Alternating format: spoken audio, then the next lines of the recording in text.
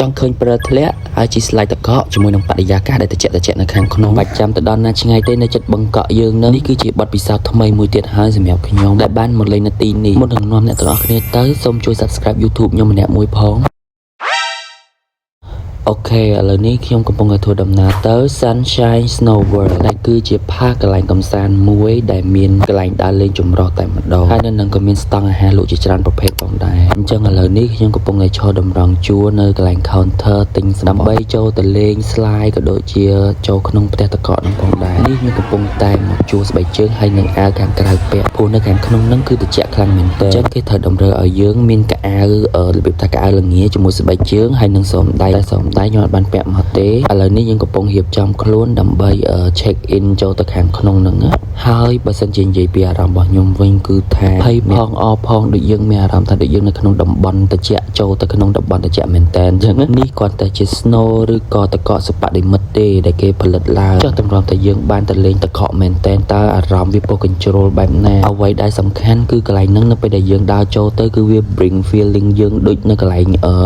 តំបន់ត្រជាក់ពិតដែលមានតកកធ្លាក់មកអញ្ចឹងហើយមានប្រាសាទមានអីមានពណ៌ជាច្រើននិយាយទៅគឺថាអែមមែនតើហើយអ្នកទាំងអស់គ្នាពេលដែលខ្ញុំទៅចំថ្ងៃសៅរ៍អាទិត្យទៅគឺមនុស្សច្រើនខ្លាំងមែនតើជាពិសេសពូមីងដែលគាត់នាំកូនគាត់មកលេងអញ្ចឹងហើយបើសិនជាទស្សនវិជ្ជានៅខាងក្នុងនោះវិញគឺវារៀងធំដែរមានស្លាយតកកពី3កន្លែងដែរក៏ប៉ុន្តែខ្ញុំចូលដំបូងទៅខ្ញុំអត់ទាន់បានធ្វើអីទេអត់ទាន់បានលេងអីទេគឺខ្ញុំត្រូវការថតរូបថតវីដេអូដើម្បីធ្វើ vlog ឲ្យអ្នកទាំងអស់គ្នាបានអ្នកទាំងអស់គ្នាឃើញគាត់កំពុងតែជិះ slide អញ្ចឹង slide កន្លែងហ្នឹងគឺមានដូចជា2 slide ហើយនៅខាងក្រោយខ្នងខ្ញុំនេះវិញគឺមានដូចជាslide ដែលរបៀបថាវាមិនត្រង់ទេវារបៀបថាវងមូលអីអញ្ចឹងដូច slide ពោះវៀនឈូកអញ្ចឹងណានេះឃើញអ្នកទាំងអស់គ្នានៅពេលដែលខ្ញុំវិលឲ្យមើល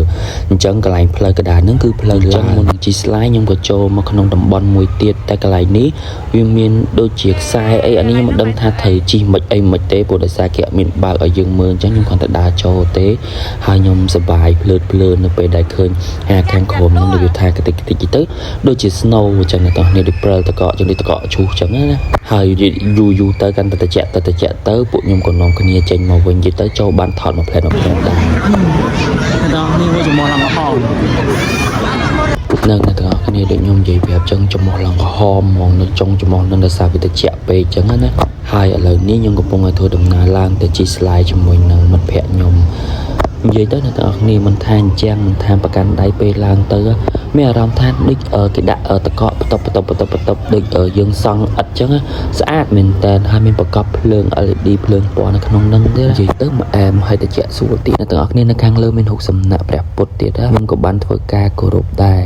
នេះខ្ញុំកំពុងតែធ្វើការជិះ slide ពីអ្នកពួកម៉ាក់ខ្ញុំពុទ្ធសាស slide ហ្នឹង slide ធំអញ្ចឹងយើងអាចជិះគ្នា2នាក់បានហើយពួកម៉ាក់ខ្ញុំវិញសេកដល់ហើយសេកមើលទៅនៅក្នុងកន់មើលរឿងខ្មោចចុះគេតម្រូវអាហ្នឹងត្រូវមានពងជិះហើយពងហ្នឹងវាល្អិលដល់ពេលល្អិលទៅលឿនទៅមានអារម្មណ៍ថាដល់កន្លែងបត់ទៅគឺបត់អត់ទាន់ចេះសឹងថាទប់អត់ចង់ជាប់ដែរតែសប្បាយអ្នកទាំងអស់គ្នាតែស្លេកមាត់អស់ហើយប៉ុន្តែយ៉ាងណាមិញមាត់សអត់ឈាមមិនក៏ដោយអ្នកទាំងអស់គ្នាក៏ខ្ញុំធ្វើការឡើងទៅជីទៀតដែរព្រោះថាវាសប្បាយហើយជីមួយទៀតគឺជីម្នាក់ឯងយើងដាក់អាចជន់ហ្នឹងគឺថាល្អិលហិតតែខ្លាំងល្អិលលឿនជាងអដែងណែពងដែលខ្ញុំជីនៅកន្លែង2នាក់មិញទៀតហើយនេះជីម្នាក់ឯងហិតតែស្លេកមាត់អ្នកទាំងអស់គ្នាហើយលើកទី1លឿនអើយលឿនទៅហើយយ៉ាទៅហើយលឿនសាហាវបន្ទាប់ពីជី slide ហើយយើងឡើងទៅមួយផ្នែកទៀតកន្លែងប្រាសាទតកកចោះហៅប្រាសាទតកកចុះកន្លែងហ្នឹងក៏ស្អាតដូចគ្នាអ្នកទាំងអស់គ្នាមានភ្លើងពណ៌ចម្រុះហើយនេះខ្ញុំថតពីខាងលើទៅអញ្ចឹងអ្នកទាំងអស់គ្នាទៅមិនបាច់ចាំភ័យទេគឺមានកន្លែងលេងច្រើនណាស់កន្លែងហ្នឹងមានក្មេងៗច្រើនគាត់លេងនៅម្ដុំហ្នឹងអញ្ចឹងណាហើយអ្វីដែលសំខាន់ដែលខ្ញុំចាំអត់បានគឺថាគេបើកព្រិលឲ្យធ្លាក់អ្នកទាំងអស់គ្នាព្រិលសិប្បនិមិត្តគឺថាអារម្មណ៍របស់ខ្ញុំពុះកជ្រុលចោះយើងអត់ដែរបានថារបៀបថាយើងទៅលេងនៅស្រុកគេដល់ពេលទៅយើងជួបទស្សនវិជ្ជាព្រិល fake នេះធ្លាក់មានអារម្មណ៍ថាអូនទាំងអស់គ្នាអើយ feeling excited ខ្លាំងមែនតើហើយ snow ធ្លាក់ហ្នឹងខ្ញុំឲ្យ10លើ10ហ្មងអ្នកទាំងអស់គ្នាថាតែខ្ញុំអត់ដែរឃើញពិតប្រាកដមែនតែនៅពេលដែលវាធ្លាក់មកពីលើយើងមានអារម្មណ៍ថាអូយត្រជាក់ហើយដូចថាវាទុំនៅលើសក់ទុំអីទៅដូចអារម្មណ៍យើងដូចនៅក្នុងកន្លែងព្រឹត្តិការណ៍ធ្លាក់មែនតើអញ្ចឹង បន្ទាប់ពីលេងព្រើធ្លាក់ហើយអ្នកនរគ្នាវានៅទុំលើអាវវានៅទុំលើមួកយីទៅគឺស្អាតមែនតើខ្ញុំមិនអាចបំភ្លេចអារម្មណ៍មួយនឹងបានណាមួយដោយសារចិត្តយើងចូលចិត្តព្រើទៅកកហើយចូលចិត្តកន្លែងតែជាអញ្ចឹងទៅមានអារម្មណ៍ថាអូសប្បាយខ្លាំងហើយខ្ញុំចង់មកទៀតខ្លាំងមែនតើហើយតែចំមកវិញក្រហមអស់ហើយអ្នកនរគ្នាហើយសម្រាប់ slide នេះវិញមានអារម្មណ៍ថាវាថាយើងជីទៅវាអត់ smooth វាអត់ល្អសោះហ្មងវាតាក់អត់ដូចអា slide ពវៀនឈូកហើយនឹងអា slide ទូជាងនឹងដែលខ្ញុំជីការពីមុខវីដេអូហ្នឹងហើយនេះនៅពេលដែលជីទៅមានអារម្មណ៍ថាដូចអត់ដាក់ប្រេងអញ្ចឹងគឺវាអត់ smooth សោះហ្មងវារៀងតាក់ហើយខ្ញុំយកដៃរុញផងអីផងជើងផងអីផងនិយាយទៅចង់ឈឺដៃដែរហ្នឹងចង់កលិស្មាដែរហ្នឹងនិយាយទៅកន្លែងហ្នឹងគឺអត់ recommend ឲ្យអ្នកទាំងអស់គ្នាទៅហ្នឹងលេងជីអាហ្នឹងទេព្រោះវាពិបាកខ្លាំងមែនតើហ្មងហើយណាមួយជីបដាអីបដាហើយខ្ញុំខំងាកទៅក្រោយខ្ញុំស្មានតែគេមកក្រោយទៅវាខ្លាចបុកគ្នាអញ្ចឹងតែអត់ទេសំបីតែគេក៏តាក់ដែរដំបងឡើងខ្ញុំគិតទៅចេះ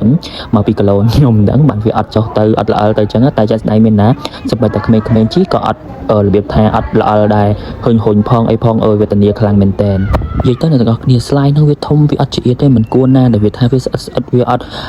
slide ទៅស្រួលអញ្ចឹងវាមិនគួរណាអញ្ចឹងតែពេលខ្លះអាកន្លែងម្ដុំខ្លះវាអាចនឹងទៅលឿនអីតិចទៅបន្ទាប់មកឈប់ទៀតនេះកន្លែងនេះអាហ្នឹងវារៀងលឿនអញ្ចឹងណាតែដល់ពេលមកសន្ទុះទៀតហ៊ុញទៀតនិយាយទៅ slide ហ្នឹងពិបាកខ្លាំងមែនតើហ្មងខ្ញុំឡើងclear អស់ហើយខ្ញុំគិតថាបើសិនជា slide ហ្នឹងវាល្អទៅស្រួលមានអារម្មណ៍ថាសប្បាយខ្លាំងមែនតើហ្មងហើយវាទលាយស្រួលជីអស់ឡើងចង់ពីការស្មាឥឡូវតោះជីឆ្អែតអស់ហើយឥឡូវយើងដើរមកកន្លែងនេះដូចជារបៀបថាខ្ញុំអាចហៅបានថា bartender ដែលមានលក់ច្រឡំមានលក់មានដូចជាតាំងប៊ីយ៉ាឬក៏តាំងកូកាអីនៅនឹងអញ្ចឹងណាហើយឥឡូវនេះពួកខ្ញុំកំពុងឲ្យធ្វើដំណើរទៅតាមច្រក exit វិញដែលយើងចេញទៅខាងក្រៅវិញព្រោះដោយសារពួកខ្ញុំលេងឆ្អែតអស់ហើយកន្លែងហ្នឹងហើយអរគុណច្រើនបងប្អូនសូមជួយ subscribe YouTube ខ្ញុំម្នាក់មួយផងបាយបាយអរគុណអ្នកទាំងអស់គ្នាដែលបានមើល vlog នេះពីដើមរហូតដល់ចប់